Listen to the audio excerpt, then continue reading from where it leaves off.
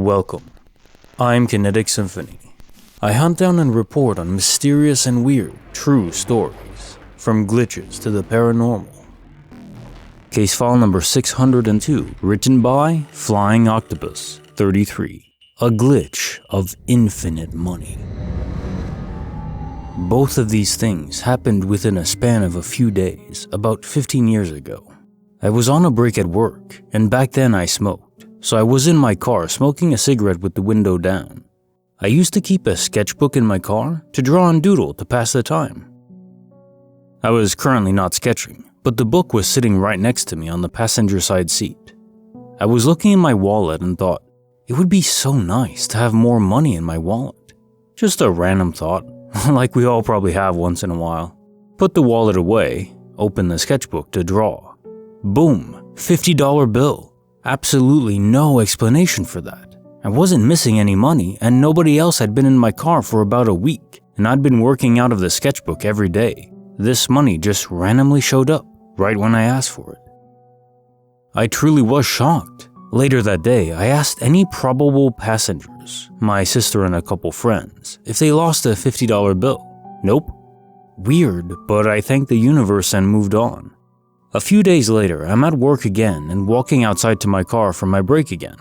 As I'm walking to my car, I randomly think about how grateful I was to have had that $50 appear, and how awesome it would be to find more money.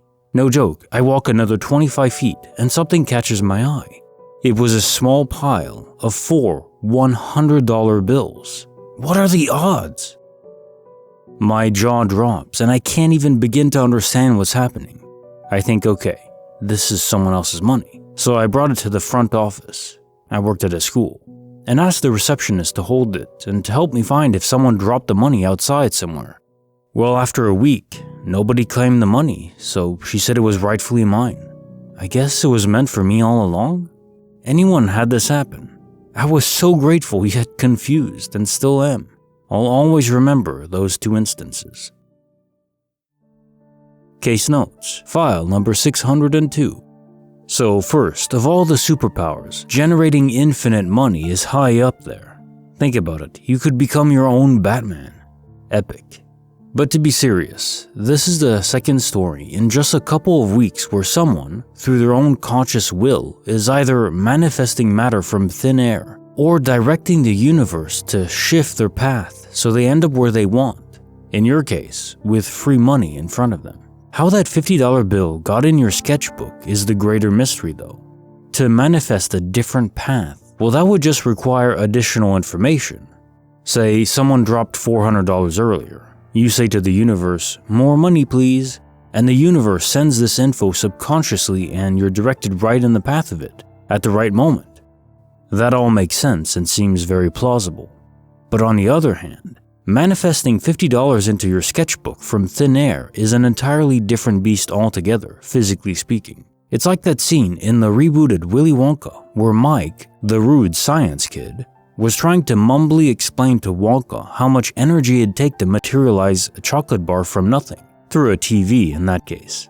Let's just say there's a lot of energy wrapped up in mass, any mass, including that $50 bill. Just a few grams would be enough to nuke a city. It's mind-blowing how much power is in matter, even at rest. We're just not able to extract most of it, sadly. Bonus file, written by Sabs071, an angel and a baby. When I was 6 years old, I woke up in the middle of the night and saw a girl in a white dress praying at the bottom of my room. We had an old dresser table back then with a statue of Our Lady of Roses on it. The girl, who I immediately thought was an angel, sat on a stool. We didn't own this stool, which is random, and she was facing the holy statue, her back to me. But I could also see her reflection in the mirror. She had a peaceful aura about her. However, I crept out of my bed and darted past her and ran to my parents' room, but I couldn't get their bedroom door open for some reason. I crept back to my room. I didn't go back in, but I peeked around the corner to see if she was still there. She was, and she was still praying silently and didn't look at me or anything. But this time, there was also a baby there, just on the dresser table, laughing and smiling away at me. And I should add, it was not in a scary way at all. The baby wore a blue t-shirt.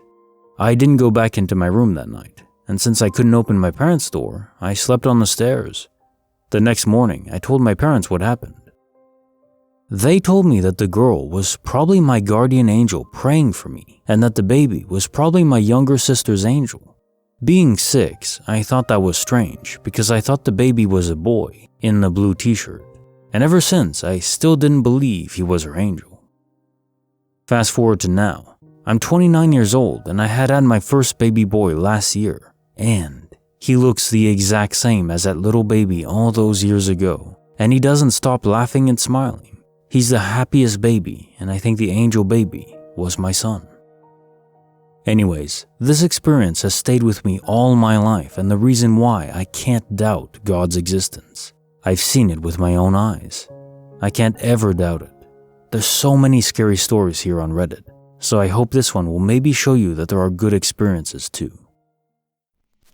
Creepy file number 15, written by Gorgelina, The Ring of Knowledge.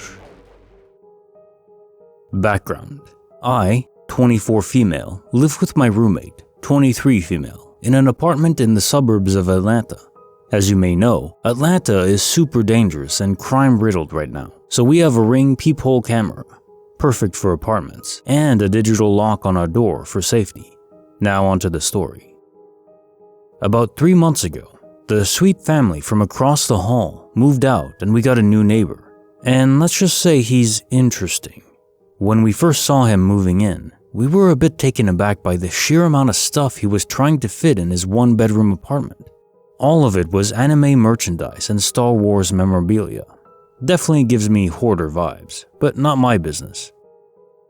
When the moving trucks left and a few days had passed, my roommate and I knocked on his door to give him a "welcome to the neighborhood" gift basket with some baked goods, dog treats and poop bags for his dog, and seasonal candles.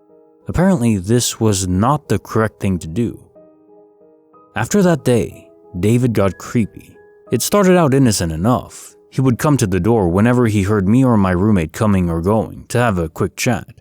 Or he would come over regularly to ask for salt or sugar or toilet paper. Sometimes he would ask if we would come over and watch his dog. But within the past 2 weeks, things have really escalated. 2 weekends ago, we were out pretty late partying at the bars near the Braves Stadium.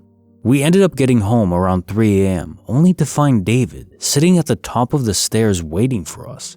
He acted all upset, asked us where we had been, and requested that we tell him if we were planning to be out past midnight. I laughed in his face, and he called me a mindless Stacy. Still not sure what that means. He also asked for access to our Ring camera so we could make sure we are safe. We laughed at him again and went into our apartment. Here's the scary part. We checked the Ring the next morning, and he had sat outside his apartment staring at our door for the rest of the night. When we saw that, we contacted the complex to let them know that he was acting crazy. They told us to contact the police, so we did. The police told us to contact them if he made any threats, but since we lived in a shared space, they couldn't really do anything until he entered our apartment or threatened us. I assume the complex said something to him because he left us alone for the next 5 days or so. But this week, he is out of control. He is constantly sitting outside of our apartment. My roommate has started leaving for work an hour earlier so that she doesn't have to cross paths with him. I cannot leave the apartment during the day because he's constantly waiting outside for me. He has asked me out, left love letters on our door, on our cars, and in our mailbox. I told him once that I wasn't interested, and then he told me that he would kill himself if I didn't go on a date with him. Of course, I didn't have that in writing, so the police won't do crap. He also put up a Ring doorbell of his own so he can track all of our movements, and he will leave really creepy sexual notes when we're gone, so we find them when we come back. What do we do? For now, my brother is spending the night on my couch for the next few nights until we can have a sit-down meeting with my landlord. We have collected all of the evidence and Ring footage, so we can show how much this has progressed. I'm sure the landlord and the police think we're being dramatic little girls or whatever, so we're not going to take no for an answer. Either he leaves or we break our lease and get our full security deposit back. We are also going to file for a temporary restraining order at the very minimum. We did meet with our landlord last week. Unfortunately, they aren't willing to work with us as much as we expected. They will not remove him from his unit. Since we didn't want to spend a ton of money to move, we asked if we could move units within the complex. The landlord offered us a 1-bedroom unit on the terrace level, so my roommate and I would have to share a room in what is basically the basement of our building. Not ideal. We also spoke to the police, and they said that the notes and letters weren't enough to get someone on stalking or harassment, especially since he lives literally 3 feet away from us. He probably just thinks you're cute. They did keep the Ring videos and said that they would contact us sometime this week after they reviewed all of the footage. For now, we both decided to move in with my parents for the time being. Shout out to them for being incredible parents. It really sucks spending $2,000 plus monthly on a place you can't live in. We are actively looking for other apartments, but money is tight since we would have to buy out the current lease and pay out to start a new one. Also not ideal in that way. So not the ending you might want, but we'll figure it out.